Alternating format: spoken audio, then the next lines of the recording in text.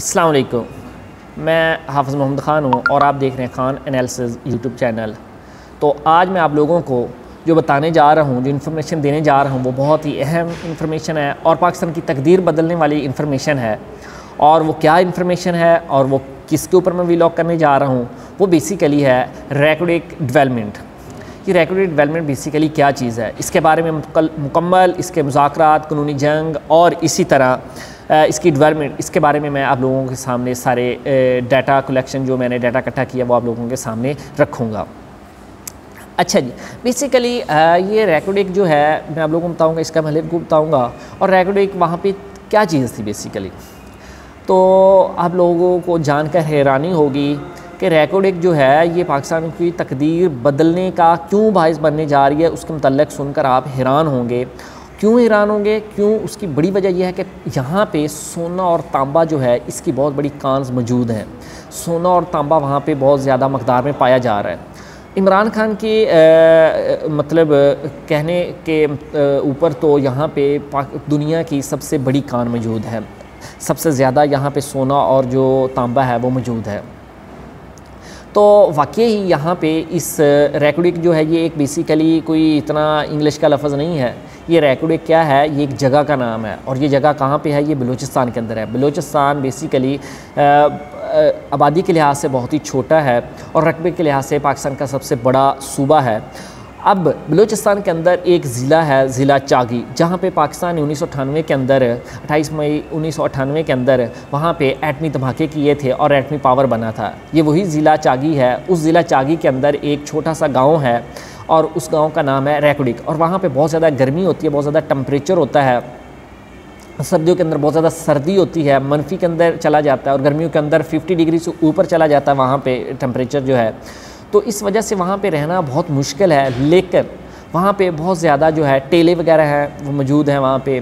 मतलब ये वहाँ पे बहुत ज़्यादा मिट्टी वगैरह है, उसके बहुत बड़े बड़े टेले मौजूद हैं क्योंकि वहाँ पे बहुत ज़्यादा, इसी वजह से बहुत ज़्यादा गर्मी है। लेकिन उस ज़मीन के अंदर क्या छुपा हुआ है कि उसकी इतनी ज़्यादा कदर है, पूरी दुनिया उसके ऊपर निगाहें हैं। बेसिकली वहाँ पे सोना और चांदी जो है उसके बड़े बहुत वसी ज़खायर मौजूद हैं। लेकिन प्रॉब्लम यह है कि पाकिस्तान सऊदी अरब की तरह, जैसे सऊदी अरब के अंदर पहले बहुत ज़्यादा तेल मौजूद था, ऑयल जो है वहाँ पे निकल आया था, पेट्रोलियम और ये जो गैस के ज़खायर मौजूद थे, लेकिन वो वहाँ पे निकाल नहीं सकते थे। तो उन्होंने क्या किया, बाहर की कंपनियों को बुलाया कि आप ऐसा करें कि यहाँ से ऑयल निकालें और ऑयल निकाल कर आप भी कुछ कमाएं और हमें भी कुछ दें। तो उन्होंने क्या किया, वहाँ पे अपनी कंपनी और सारी चीज़ों को लाकर और वहाँ पे उन्होंने क्या किया, बहुत ज़्यादा खुद पैसा कमा लिया, बहुत ज़्यादा खुद ले गए और बहुत कम जो है सऊदी अरब वालों को दे गए।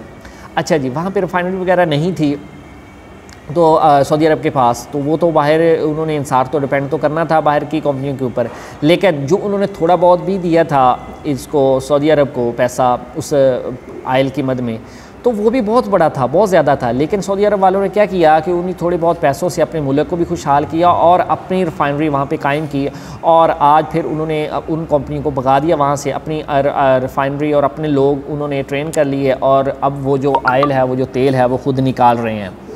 तो इसका मतलब ये हुआ कि इसी तरह अगर पाकिस्तान के पास अभी वसाइल नहीं है, पाकिस्तान के पास अभी पैसा नहीं है उस सब को निकालने का, तो पाकिस्तान क्या करेगा? पाकिस्तान साफ सी बात है दुनिया की तरफ देखेगा, दुनिया के ऊपर, बाकी कंपनियों के ऊपर, अदर मुल्क की जो कंपनियां हैं उसके ऊपर डिपेंड करेगा। तो इसी वजह से पाकिस्तान डिपेंड कर रहा है कहाँ पे? दूसरे मुल्कों की कंपनियों के ऊपर। तो पाकिस्तान के पास पहली तो बात है बंदे भी ट्रेन नहीं है, पाकिस्तान के पास मशीनरी भी नहीं है और पाकिस्तान के पास पैसा भी नहीं उसको निकालने का। तो पाकिस्तान ने इसी वजह से 1993 के अंदर एक मुआहदा किया था बाहर की कंपनी के साथ कि आप आएँ इधर और यहाँ पे आकर ऐसा करें, ये सोना और चांदी जो है, ये सोना और जो तांबा है, इसको निकालें यहाँ से, कुछ हमें दें, कुछ आप ले लें। तो उस वक्त जो उस कंपनी ने पाकिस्तान के साथ मुआहदा किया था वो बेसिकली उन्होंने ये मुआहदा किया था कि आप 75% जो है, 75 जो है फ़ीसद वो हम ले जाएंगे, उन बाहर की कंपनी ने कहा, और 25 जो % है वो 25% जो है मतलब 25% जो है वो हम पाकिस्तानी को दे देंगे। तो ये मुआहदा हो गया। लेकिन जब मुआहदा हुआ तो उसके बाद बलूचिस्तान जो है वो जो है इस मामले को लेकर उसने मतलब अपनी एहतजाज किया। फिर एहतजाज करने के बाद उन्होंने कहा कि हमें बहुत ही कम पैसा मिल रहा है, हमें बहुत ही कम मतलब पैसा आ रहा है, तो लिहाजा ये मुआहदा हमें ठीक नहीं लग रहा। तो वो क्या किया उन्होंने, इस मायदे को लेकर हाई कोर्ट चले गए। हाई कोर्ट के बाद मामला चलता रहा, लड़ाई झगड़ा चलता रहा। बलूचिस्तान फिर इस मामले को लेकर सुप्रीम कोर्ट चला गया। तो फिर सुप्रीम कोर्ट के अंदर ये मामला चलता रहा। फिर सुप्रीम कोर्ट ने इस मामले को देखा, सुना। तो फिर सुप्रीम कोर्ट ने ये फरमान जारी किया कि भाई ये इतना बड़ा मायदा है, ये बलूचिस्तान के अंडर ही नहीं आता, ये बलूचिस्तान इस मायदे को कर ही नहीं सकता। तो फिर इसी तरह फिर ये जो मामला है ये एक अदारे के पास चला गया। एक दुनिया का एक अदारा था, आलमी सतह पे ये चला गया, आलमी सतह का एक अदारा था, उस अदारे के पास चला गया। उस अदारे ने फिर पाकिस्तानी, बलूचिस्तान, इन सब की बातें सुनी और उस कंपनी की बातें सुनी जिनके साथ मुआहदा हुआ था। तो ये काफ़ी साल चलता रहा। चलता चलता ये 1993 में मुआहदा हुआ था, लेकिन इस पर काम कभी नहीं जारी हो सका। कभी ये पाकिस्तान की अदालतों में घूमता रहा, हाई कोर्ट और सुप्रीम कोर्ट में घूमता रहा। फिर वो आलमी सतह पे चला गया, आलमी सतह के एक अदारे में घूमता रहा। फिर उस अदारे ने कुछ दिन पहले इसके ऊपर फ़ैसला सुना दिया। और फ़ैसला क्या था, पाकिस्तान को जुर्माना कर दिया। और जुर्माना भी कोई थोड़ा बहुत नहीं था। मैं आप लोगों को बताता हूँ कि जुर्माना कितना था। ये तकरीबन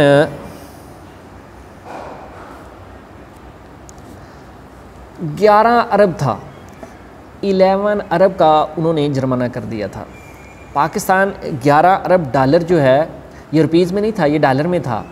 11 अरब डॉलर जो जुर्माना था वो पाकिस्तान के ऊपर कर दिया गया, मतलब पाकिस्तान को फ़ाइन कर दिया उन्होंने 11 अरब डॉलर का।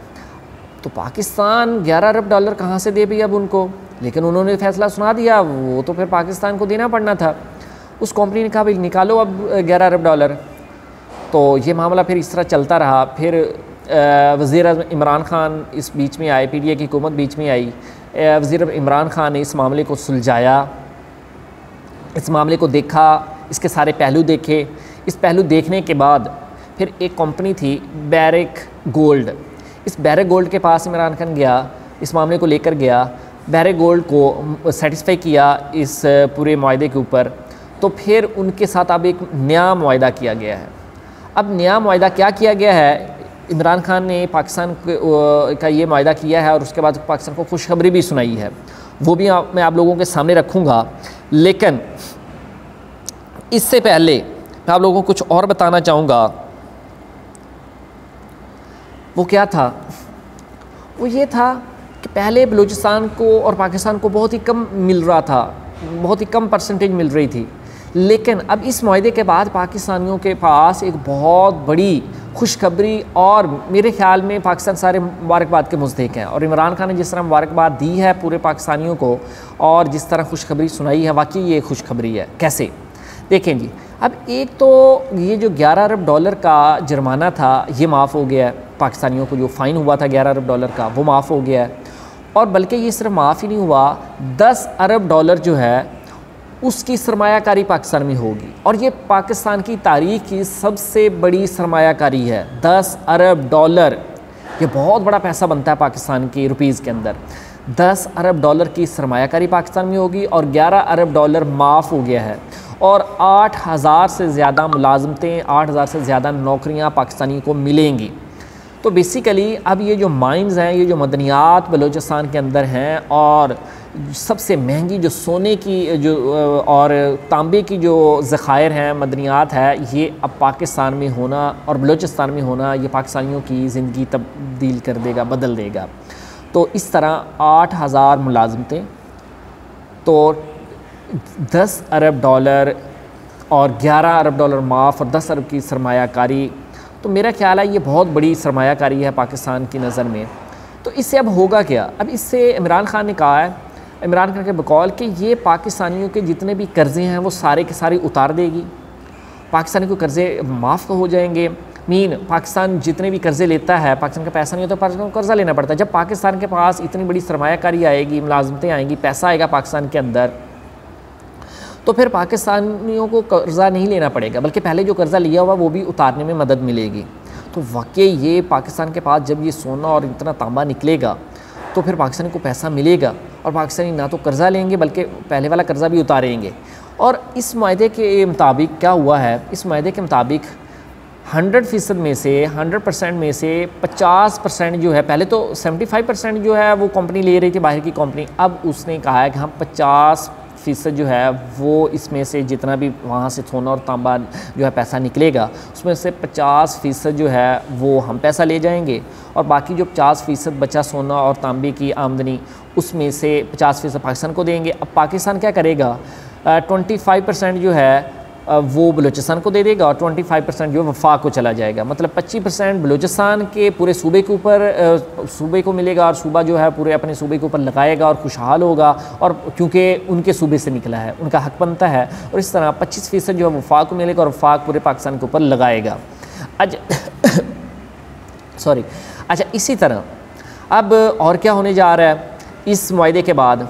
देखें जी, जब पाकिस्तान इतना ज़्यादा वहाँ से पैसा लेगा और ये सब कुछ निकालेगा तो पाकिस्तान कर्ज़े माफ़ कराने के साथ साथ, जैसे उन्होंने कहा है सऊदी अरब वालों ने किया था कि पहले उन्होंने बाहर से कंपनियां बुलाई, रिफाइनरी की, वहाँ से ऑयल निकाला और उसके बाद अपने बंदे ट्रेन की, अपनी मशीनरी ख़रीदी बनाई और उसके बाद उनको भगा दी और आज खुद जो है वहाँ से मतलब जितना भी है वो सारा ऑयल निकाल रहा है और दुनिया को बेच रहा है और आज अमीर तरीन मुल्क है। इस तरह पाकिस्तान भी ये जो सोना तांबा है इसको निकालेगा और जब पाकिस्तान मुस्तहकम हो जाएगा, पाकिस्तान अपने जो है कर्ज़े उतार देगा, उसके बाद पाकिस्तान का इतना ज़्यादा पैसा आ जाएगा, पाकिस्तान अपनी मशीनरी खरीदेगा, अपने बंदे ट्रेन करेगा और ये सारा सोना और तांबा फिर खुद निकालना शुरू कर देगा, जो आज पाकिस्तान के पास इतना पैसा या ये सारी चीज़ें नहीं हैं कि हम इनको निकाल सकें। तो वाकई ये एक बहुत बड़ी गेम चेंजर है। ये पाकिस्तानियों के लिए एक वाकई ज़िंदगी बदलने वाला रिकॉर्ड एक मुआहदा हुआ है और इसी के ऊपर इमरान खान ने मुबारकबाद दी है और इमरान खान ने एक बहुत बड़ी खुशखबरी सुनाई है पाकिस्तानियों को और पाकिस्तानी जो हैं इस पर बहुत ज़्यादा खुश हैं, सुकून का सांस मिला है और माफ़ होने ये जो फ़ाइन माफ़ होने के साथ साथ पाकिस्तान के अंदर सरमायाकारी आएगी, पाकिस्तान के अंदर लोगों को रोज़गार मिलेंगे, तो इसी तरह पाकिस्तान तरक्की करेगा। तो मुझे और आप लोगों को का अल्लाह ताला हामी व नासिर हो। खुदा हाफिज़।